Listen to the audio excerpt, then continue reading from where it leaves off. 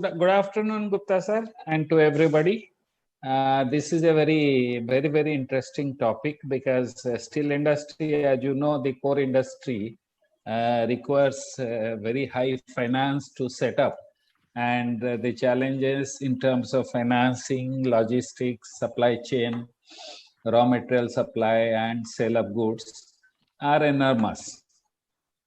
As you know, during last year, when COVID started in February, March, steel industry suffered heavily in the first 2 quarters of last financial year. The demand almost vanished, especially in Q1, and they were forced to reduce their production to almost 50-60% of level. As you know, it's a process industry, continuous process industry. It cannot be stopped. But reduction of production means that the cost of production will go up very high. But and as you know, India exported a lot of steel during first 6 months of last financial year mainly because of absence of local demand.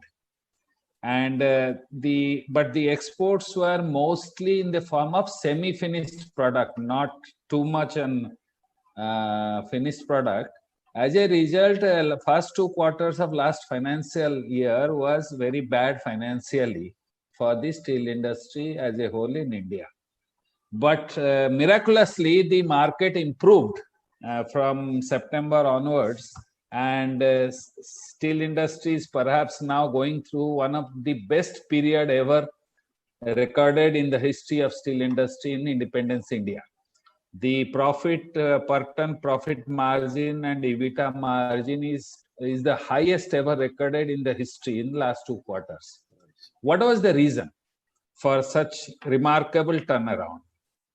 The reason is, first main reason is that when the COVID struck world and the economy started suffering everywhere, it started contracting. There was a panic in every government circle. Every government wanted to revive the economy. The main tool they came up with was improving and investing in the infrastructure. Most of the government tweaked their monetary and fiscal policy. They did not look at the fiscal problem. They started spending and mostly started with infrastructure. That is how China came out very strongly at the end of the financial year, mainly on the back of infrastructure spending. Same thing happened in India. Government of India spent a lot of money on building infrastructure and other associated aspects so that the consumption increases and the growth increases. People get job, people earning increases like that. So that led to boost in steel consumption. Second thing, that why the steel industry, the steel prices are at the highest ever in the history of its existence, is that there is a big supply chain disruption of raw material worldwide. You must have heard recently, some time back, that there is a tremendous container shortage. You know, India imports a lot of scrap, almost 7 million tons of scrap for its secondary steel sector. Now, secondary steel sector contributes almost 35% of India's steel production. And they depend on imported scrap to a large extent. So we import almost 6 to 7 million tons of scrap. 95% of the scrap import is through containers.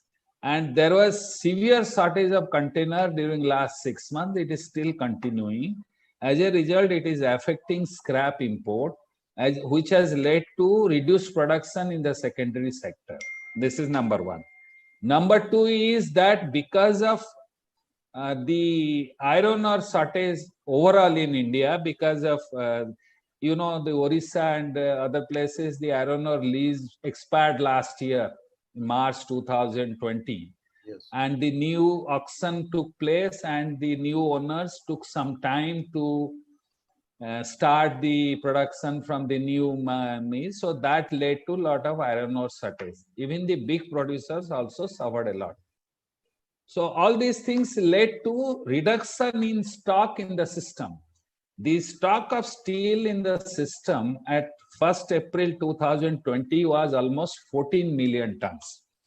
But this year, as on 1st April 2021, the stock has reduced to 7 million tons. That means not only in addition to whatever production has taken place in India, the consumption has outpaced the growth in production. So it has eaten into the reduction in stock. So because the demand is high.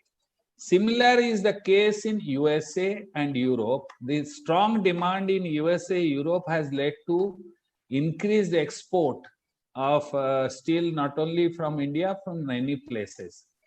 In February, March, India exported more than 1 million tons of steel to Europe, mostly HR coil and some other CR coil. So that also has led to reduced availability of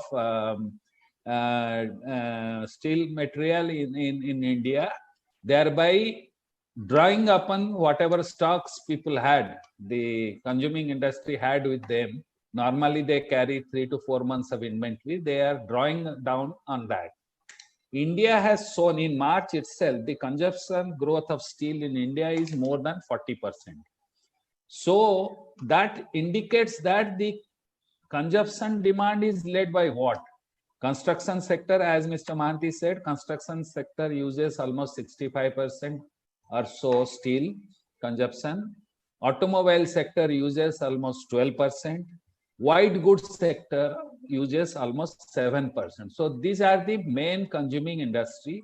In addition to the defense sector also coming up very fast due to Atmanirbhar scheme of Government of India, producing defense equipment in India.